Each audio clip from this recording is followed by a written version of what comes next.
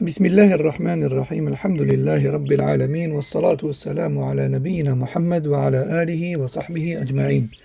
Amma ba'd. Nous allons parler dans ce numéro de la prière sur le prophète sallallahu alayhi wa sallam dans le premier tashahhud.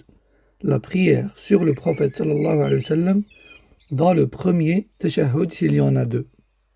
Les savants ont divergé sur le caractère légiféré, recommandé ou non, de la prière sur le prophète sallallahu alayhi wa sallam dans le premier tashahhud s'il y en a deux. Le premier avis, qui est celui de la majorité, parmi le Hanafiya, le Malikiya, le Hanabila, et une partie des salafs, tels que Ahmed, et Ishaq, et Ata, et Sha'bi, et Nakha'i, et Thawri, et d'autres, ce premier avis dit qu'il n'est pas légiféré de prier sur le prophète sallallahu alayhi wa sallam dans le premier tashahhud, en plus du tashahhud. Naam. Il y a même un consensus rapporté là-dessus, comme cité par Ibn Nujaym dans son livre Al-Bahr al-Ra'iq. Il dit que Tahawi rahimahullah a dit: celui qui ajoute quoi que ce soit parmi la prière sur le prophète, en plus du tashahhud de base dans le premier tashahhud, alors il a contredit le consensus. Nah. Donc ça, c'est le premier avis. Et leur preuve, de manière générale, c'est tout simplement de dire que il n'est pas rapporté clairement du prophète sallallahu alayhi wa sallam qu'il a ajouté la prière sur lui-même après le tashahhud. Ni cela n'est rapporté clairement des compagnons. Et parmi ceux qui ont dit cela, il y a Ibn al-Qayyim, rahimahullah, dans son livre Jala'ul Afham, qui est un livre sur la prière sur le prophète sallallahu alayhi wa sallam.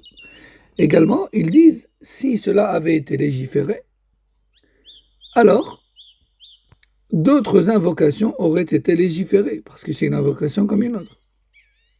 Et à ce moment-là, il n'y aurait aucune différence entre le premier et le dernier tashahhud.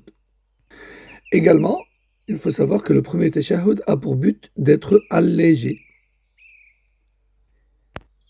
Et c'est pour cela qu'il est même rapporté d'Abu Bakr qu'Allah l'agrée, que lorsqu'il faisait le premier tashahhud, on avait l'impression qu'il était assis sur quelque chose d'inconfortable, tellement il se relevait vite.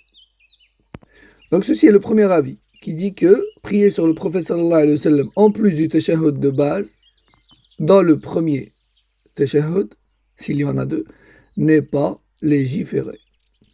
Deuxième avis dit que cela est recommandé. Légiféré et recommandé. Naam. Et tel est l'avis de Shafi'iyya dans leur avis définitif.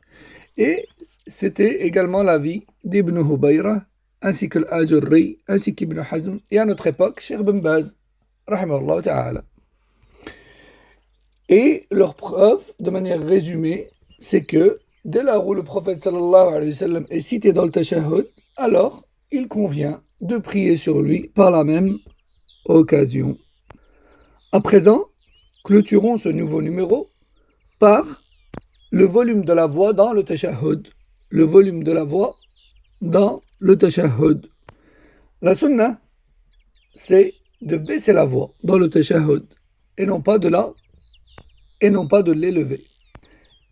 Et la preuve sur cela, c'est tout simplement le consensus et l'unanimité, comme cela a été stipulé par Ibn Qudama dans son livre Al-Mughni, ou encore l'imam Al-Nawawi dans son livre Al-Majmu'a.